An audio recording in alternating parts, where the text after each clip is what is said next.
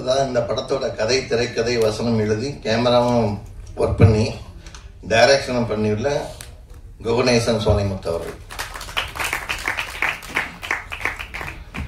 எல்லாருக்கும் வணக்கம். 2009 ஒரு சினிமாவுக்காக நான் முத ப்ரெஸ்ஸை சந்திச்சது. மதுரை டு தேனி வழியாண்டிப்பட்டிக்காக ஒரு ப்ரெஸ் மீட். அப்போ சொன்னோம், சார் பெரிய பிரம்மாண்டமான விஷுவல்ஸ் கிடையாது, பெரிய ஆர்டிஸ்ட் கிடையாது, எங்களை யாருன்னே தெரியாது, ஆரம்பிக்கிறோம், பிடிச்சிருந்தா கொண்டு போய் சேருங்கன்னோம்.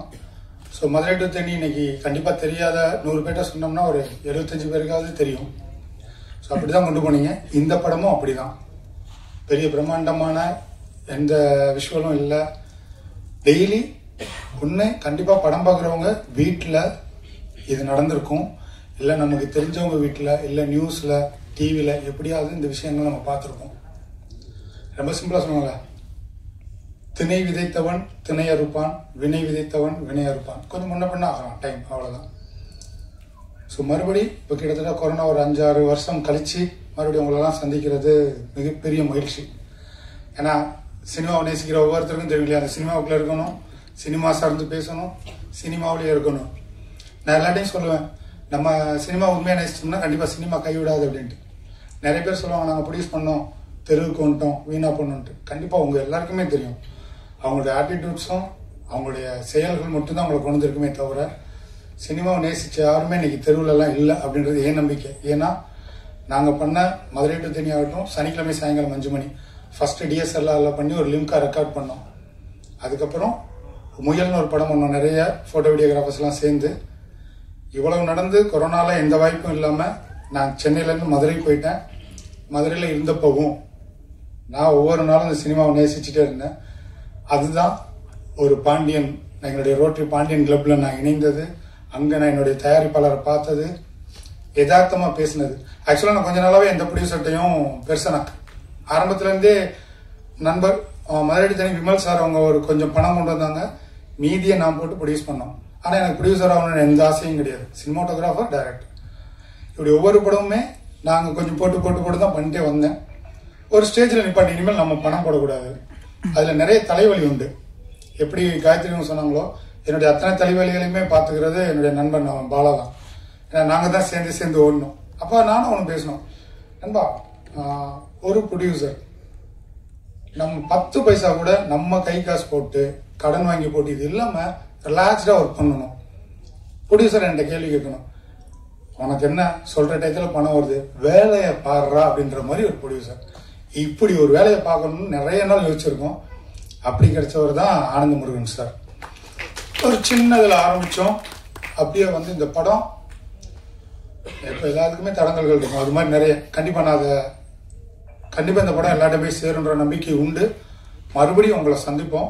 அப்போ நான் இன்னும் நிறைய விஷயங்களை ஷேர் பண்ணுறேன். ஏன்னா எனக்கு ஏற்கனவே லேட்டாக தான் ஆரம்பிச்சிருக்கோம்.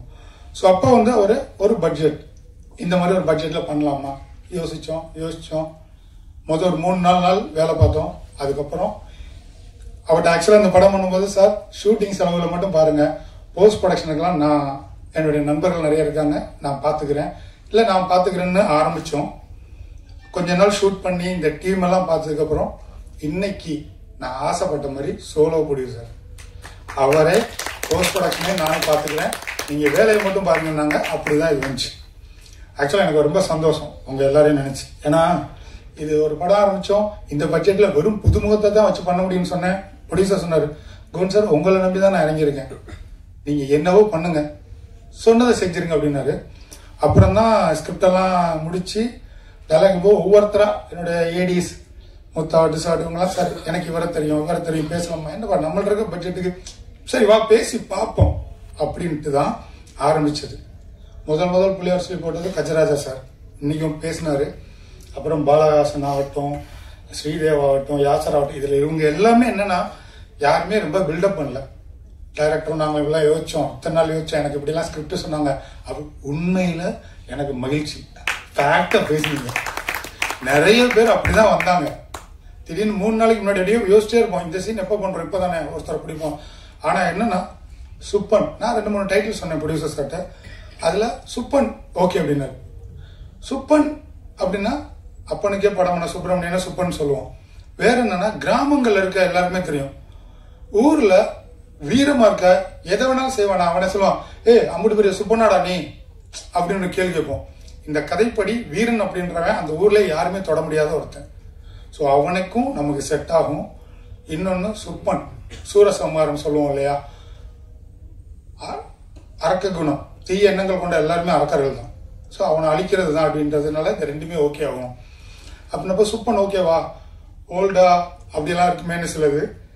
ஆனா இதை யார்கிட்ட சொன்னனோ எனக்கு மறுப்பே சொல்லலை. ஒரு பெரிய விஷயம். உண்மையிலேயே சுப்பன் அமைஞ்சதுக்கு அப்புறம் இந்த படம் ஆரம்பிக்க முன்ன அறுபடை வீட்டுக்கும் நாங்க போயிட்டு வந்தோம். ப்ரொடியூசர் போயிட்டு வந்து தான் ஆரம்பிச்சோம். சில பேர்ல சாமி அதெல்லாம் உண்டுங்க. உண்மையிலேயே இந்த சுப்பன் ஒரு ஸ்டேஜ் ப்ரொடியூசர்கிட்ட பேசி நான் கதை சொல்லி மறுபடியும் ஒரு டைம் வாங்கி ஸ்கிரிப்ட் எடுத்து முடிச்சு ஜூன் 27 பூஜை போட்டோம். ஜூன் 28 ஆரம்பிச்சோம். தீபாவளிக்கு முன்னாடி ஃபர்ஸ்ட் காப்பி காமிச்சேன் சார்ட்ட. ஸோ கிட்டத்தட்ட இப்போ நம்ம அடுத்து இந்த இயரே ரிலீஸ்ல இருக்கோம். கிட்டத்தட்ட ஒரு 5 மாசம் ஸ்கிரிப்டை விட்டுருவோம். அதுக்கு நான் ஒரு 2-3 மாசம் எடுத்துக்கிட்டேன். ஒரு 5 மாதத்துல ஒரு படம் ரெடி ஆகி ரிலீஸ் ஆகுதுன்னா எவ்வளவு பெரிய விஷயம்னு உங்களுக்கு தெரியும். இதுக்கு டோட்டலா என் கூட இருந்தது ப்ரொடியூசர். யாருக்கு என்ன சம்பளம் கொடுக்கணும், சம்பள விஷயம் பேசினாங்க. ஒருத்தர் 50 ரூபா வாங்க வரேன்னா என்னால 20 ரூபா முடியும், 25 ரூபா முடியும்.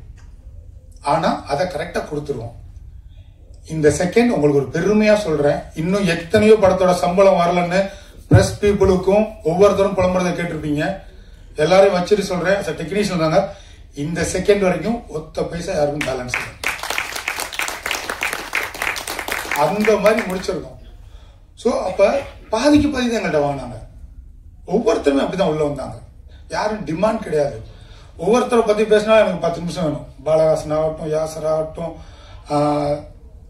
சார்மிஸ் ஆகட்டும், காயத்ரி ஆகட்டும், என்னுடைய டீம். அவர் சொன்ன மாதிரி உண்மைதான். நாங்கள் ஒரு 2 நாளைக்கு முன்னாடி தான் அவர்லாம் போட்டோ அவங்க இவரை பார்க்கும்போதே கொடுத்துட்டாங்க. 2 நாளைக்கு முன்னாடி அவர் வர சொல்லுங்களேன், அவருக்கு பாத்துரும் அப்படின்னு சொன்னோம். ஐயா மாப்பிள்ளை காஸ்டியூம் இந்த டைத்துல போய் வாங்க முடியாது, முடிஞ்சா வாங்கிட்டே வர சொல்லிருங்க அப்படின்னு வாங்கிட்டு தான் வந்தாங்க. ஸோ இதை ஏன் நான் சொல்றேன்னா, அந்த கதை சொல்லி நான் ஸ்டார்ட் பண்ணி பூஜை போடுற வரைக்கும் ஒன்று இருக்கு இல்லையா, அதுக்கப்புறம் இந்த செகண்ட் வரைக்கும் நான் இந்த படத்தை டிசைன் பண்ணவே இல்லை. சூப்பர் டிசைன் பண்ணி கூப்பிட்டு போயிட்டே இருக்கான். ஒவ்வொன்றும் அப்படி அமைஞ்சிச்சு. போஸ்ட் ப்ரொடக்ஷன் வந்துட்டு ஒரு மினிமம் ஒரு பட்ஜெட் நான் சொன்னேன். என்னுடைய மதுரை தனி என் 2வது படத்துல போஸ்ட் ப்ரொடக்ஷன்ல கொஞ்சம் சுமார் தான் இருக்கும், அதை நானே ஒத்துக்கிறேன். அப்ப இந்த தடவை எனக்கு போஸ்ட் ப்ரொடக்ஷன்ல சரியா இருக்கும்னு நினைச்சப்ப சரியான ஆட்கள். ஜெய் மூலமா தான், எடிட்டர் மூலமா தான் ஜோஸ் சந்திக்கிறேன், சவுண்ட் 5.1 ஆனந்த், எல்லாருமே அவ்வளவு ஹார்ட் ஒர்க். ஸோ இவங்களெல்லாம் தனித்தனியா பேசணும்னா எனக்கு அவ்வளவு டைம் வேணும். இவங்க எல்லாம் இல்லாம ப்ரொடியூசர் பணம் கொடுத்தாரு, நானும் என்னுடைய டைரக்ஷன் டீமும் வேலை பார்த்தோம். ஆனா இதை தாண்டி இத்தனை பேரை சரியா கொண்டு வந்து சேர்த்து இந்த சுப்பன் படம் இன்னைக்கு உங்கள்கிட்ட வந்திருக்கு. ரொம்ப ரொம்ப மகிழ்வான தருணம். ஸோ எல்லாருக்குமே இந்த இடத்துல எல்லாருக்குமே தான் இந்த படம் ஆரம்பிக்கும் போதும் ப்ரொடியூசரும் நிறைய விசாரிச்சிருப்பாங்க, நிறைய நெகட்டிவான விஷயங்களும் வந்துச்சு. அதெல்லாம் தாண்டி தான் கான்பிடன்ட்னாரு இன்னைக்கு இந்த படம். உங்க எல்லாருக்குமே என்னுடைய மனமார்ந்த நன்றிகள். நீங்க எல்லாம் இல்லாம இது இல்லை. ஏன்னா ஒரு ப்ரொடியூசர் பணம், ஒரு டைரக்டர், இது மட்டும் உங்களுக்கு தெரியும்.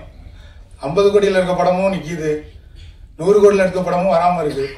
நாங்க அழகான ஒரு பட்ஜெட்ல பண்ண படம் இவ்வளவு தூரம் உங்கள்கிட்ட வந்திருக்குன்னா இதுதான் ரீசன். அகைன் அண்ட் அகைன் என்னுடைய டெக்னிக்கல், என்னுடைய அசிஸ்டன்ட் டைரக்டர் ஆகட்டும், கேமரா, அதே மாதிரி இந்த இடத்துல எனக்கு ஆப்ரேட்டிவ் கேமராமேனா மிஸ்டர் கார்த்திக், அவர் ஆல்ரெடி 5ஆம் சினிமாட்டோகிராஃபர், கடைசி டயத்துல வந்து பெரிய சப்போர்ட் எனக்கு. இவங்க எல்லாருக்குமே எனக்கு நன்றி. என்னுடைய டீம், உங்க எல்லாருக்குமே ரொம்ப மனசார சொல்றேன். இது மேடைக்காக இல்லை. அதனாலதான் இல்லைன்னா நான் முதல்ல சொல்லி என்னை பத்தி இதெல்லாம் சொல்லுங்கப்பான்னு உங்களை பில்டப் எல்லாம் பண்ணிருப்பேன். மேடைக்கான எந்த பேச்சுமே இல்லை. இது என் மனசுல இருந்து வர்றது. இந்த படத்தை நீங்க எப்படி கொண்டு போய் சேர்க்கணுமோ கொண்டு போய் மக்கள்கிட்ட சேருங்க. அடுத்து வர்றோம், கூடிய சீக்கிரமே இதோட டேட் அனௌன்ஸ் பண்றோம். நானும் ப்ரொடியூசரும் பேசிட்டு இருக்கோம். ஆனா சென்சார் போகுது, அதுக்கு முன்னாடி நம்ம டேட் சொல்லக்கூடாது இல்லையா சார் ரூல். ஆனா இந்த இயர் நம்ம வர்றோம், படம் மக்களை பார்க்குறாங்க. ஸோ இவ்வளவுதான் நான் சொல்ல வேண்டியது. இப்போ மறுபடியும் பேசலாம், ஓரளவு சொல்லிட்டேன்னு நினைக்கிறேன். போதும், ஏற்கனவே லேட்டாக ஆரம்பிச்சிருக்குன்னு நினைக்கிறேன். உங்களுக்கு ஏதாவது கேள்விகள் கேட்கணும்னா யார்கிட்ட கேட்கணும்னாலும் நீங்கள் கேளுங்க. ஸோ நன்றி. அது மாதிரி விஸ்வநாராயணன் சார் இந்த ரோட்ரி படம் எடுத்துட்டோம், அது எப்படியெல்லாம் கொண்டு போய் சேர்க்க போகிறோம். இப்போ ஒவ்வொருத்தருக்கும் பழக்கம் இருக்கும்.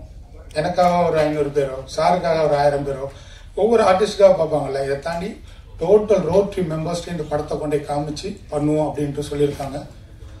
அதுக்கு தேங்க்யூ சார், விஸ்வநாராயணன் சார்.